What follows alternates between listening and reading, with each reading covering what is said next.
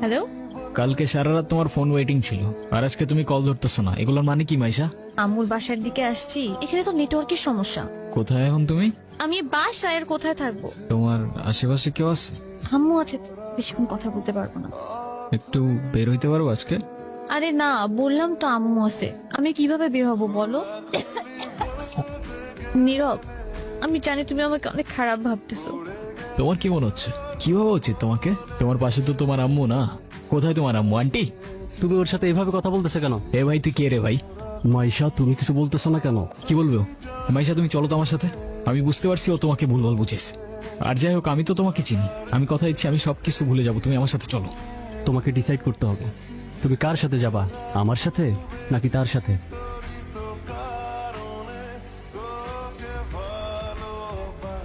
নীরব, নীরব, তুই এগুলা কি করতেছস? পাগল হয়ে গেছস? আমি তোর রাতে জীবনে সিগারেট পর্যন্ত দেখিনি, আর আজকে তুই কি হয়ে গেছিস ভাই? বাবার কষ্টের টাকাগুলো সব আমি নষ্ট করে ফেলছি ভাই। আমি কি করবো? আমি আর পারতেছি না ভাই। নাম কি ওর? মিনু। ওকে রাস্তায় ফেলে চলে গেছেন না?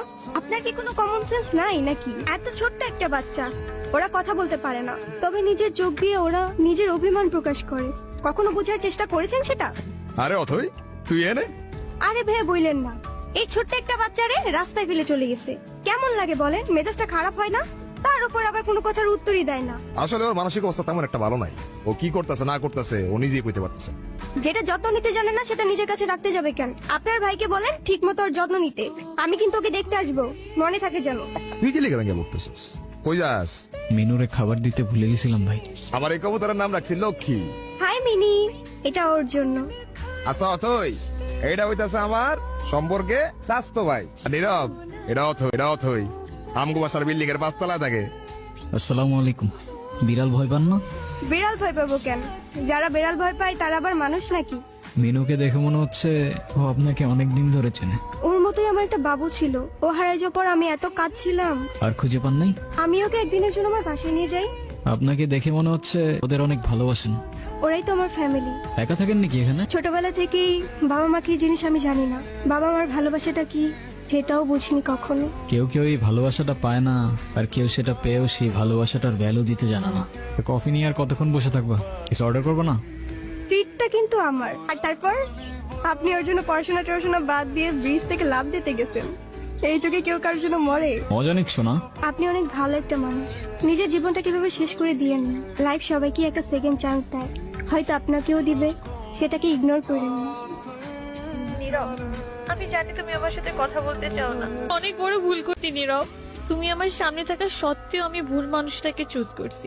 আমি তোমার লাইফে ব্যাক করতে চাই নীরব, প্লিজ আমাকে ফিরিয়ে দিও না। Sorry, wrong number. তোমরা টেনশন করো না তো। নীরব, তুমি এখানে কোথাও যাচ্ছ নাকি? কোথায় যাব? তোমার এই অবস্থা কেন? সবকিছু ঠিকঠাক আছে তো? আমার কিছুই ঠিক নাই নীরব। রনি আমার লাইফটা একদম শেষ করে দিছে। তুমি কাউকে কিছু বলো নাই কেন? বলার সুযোগই পাইনি। ওর জন্য আমি আমার লাইফ, আমার ফ্যামিলি সবকিছু হারাইছি। বাদ দাও, যা হবার তো হয়েই গেছে না। ভালো থাকার চেষ্টা করো, জীবন অনেক সুন্দর।